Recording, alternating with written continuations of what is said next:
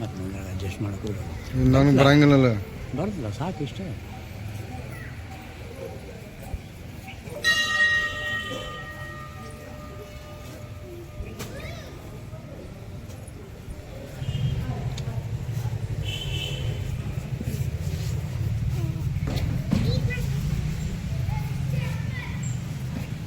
ಸತೀಶ್ ಅಣ್ಣವರು ಈಗ ಮುಂದಿನ ಇದರಲ್ಲಿ KPCC ಅಧ್ಯಕ್ಷರಾಗಿ ಚಲೋ ಉನ್ನತ ಹುದ್ದೆಗೆ ಹೋಗ್ಬೇಕಂತ ಆಶೆ ನಮ್ದೆಲ್ಲರದು ಸಮಾಜದ.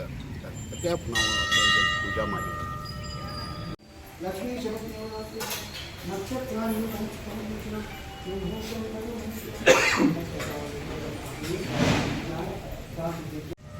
ಮಹಾಲಕ್ಷ್ಮಿ ದೇವಿಗೆ ವಂದಿಸುತ್ತಾ ಇವತ್ತು ಮಾನ್ಯ ಮುಖ್ಯಮಂತ್ರಿಗಳು ಸಿದ್ದರಾಮಯ್ಯ ಸಾಹೇಬರು ಇವತ್ತು ರಾಜೀನಾಮೆ ನೀಡಿದ ನಂತರ ಮತ್ತೊಬ್ಬ ಮುಖ್ಯಮಂತ್ರಿಗಳಾಗಿ CLP ಮೀಟಿಂಗ್ ಇನ್ನು 2 ದಿವಸದಲ್ಲಿ ಆಗುತ್ತದೆ. ಕರ್ನಾಟಕ ರಾಜ್ಯದಲ್ಲಿ ಸನ್ಮಾನ್ಯ ಶ್ರೀ ಸತೀಶಣ್ಣ ಜಾರಕಿಹೊಳಿ ಅವರು ಕಳೆದ 30 ವರ್ಷಗಳಿಂದ ಒಂದು ಕಪ್ಪು ಚುಕ್ಕಿ ಇಲ್ಲದೆ ತಮ್ಮ ಸಾಮರ್ಥ್ಯವನ್ನು ಇಡೀ ಕಾಂಗ್ರೆಸ್ ಪಕ್ಷಕ್ಕೆ ತೋರಿಸಿದ್ದಾರೆ. 4 ಬಾರಿ ಮಂತ್ರಿಯಾಗಿ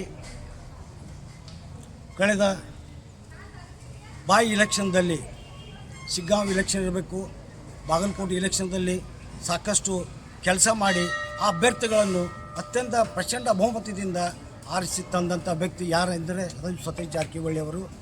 ಬರುವಾಗ ಇನ್ನು ಮುಂದೆ ಹೊಸ ಏನು ಸಚಿವ ಸಂಪುಟದಲ್ಲಿ ಸತೀಶ್ ಜಾರಕಿಹೊಳಿ ಅವ್ರನ್ನ ಲೋಕೋಪಯೋಗಿ ಸಚಿವರನ್ನಾಗಿ ಹಾಗೂ KPCC ಅಧ್ಯಕ್ಷರನ್ನಾಗಿ ಮಾಡಬೇಕು. ಅವರನ್ನು ಕೊಟ್ಟರೆ ಇಡೀ ರಾಜ್ಯಾದ್ಯಂತ ಸಂಪೂರ್ಣ ತಮ್ಮ ಹಿಡಿತದಲ್ಲಿ ಇಟ್ಟುಕೊಂಡು ಮುಂದಿನ 28ರ ಇಲೆಕ್ಷನ್ದಲ್ಲಿ ಮತ್ತೆ ಕಾಂಗ್ರೆಸ್ ಸರ್ಕಾರ ರಾಜ್ಯದಲ್ಲಿ ಬರುವುದರಲ್ಲಿ 2 ಮಾತಿಲ್ಲ. ಅದಕ್ಕೆ KPCC ಅಧ್ಯಕ್ಷರಾಗಿ ಸನ್ಮಾನ್ಯ ಶ್ರೀ ಸತೀಶಣ್ಣ ಜಾರಕಿಹೊಳಿ ಅವರನ್ನೇ ಆರಿಸಿ ಮಾಡಬೇಕು ಅಂಥೇಳಿ ಇವತ್ತು ಭೂವಿ ವಡ್ಡರ್ ಸಮಾಜದವರು ಮಹಾಲಕ್ಷ್ಮಿ ದೇವಸ್ಥಾನದಲ್ಲಿ ಸಮಾಜ ಬಾಂಧವರು ಎಲ್ಲರೂ ಕೂಡ KPCC ಅಧ್ಯಕ್ಷರಾಗಬೇಕು, ಮುಂದೆ ಉನ್ನತ ಹುದ್ದೆಗೆ ಹೋಗಬೇಕು ಅಂಥೇಳಿ ಕೆಲಸ ಅವರು ಭೂವಿ ವಡ್ಡರ್ ಸಮಾಜದವರು ಎಲ್ಲರೂ ಕೂಡಿ ಇವತ್ತು ಗ್ರಾಮ ದೇವತೆ ಮಹಾಲಕ್ಷ್ಮಿ ದೇವಿಗೆ ಬಂದು ಅವರು ಅಭಿಷೇಕ ಮಾಡಿಸಿ ಮುಂದಿನ ಸತೀಶ್ ಜಾರಕಿಹೊಳಿ ಏಳಿಗೆ ಉನ್ನತ ಮಟ್ಟಕ್ಕೆ ಹೋಗಲತ್ತೆ ಕೆಲಸ ಎಲ್ಲರೂ ಪ್ರಾರ್ಥನೆ ಮಾಡಿದ್ದಾರೆ.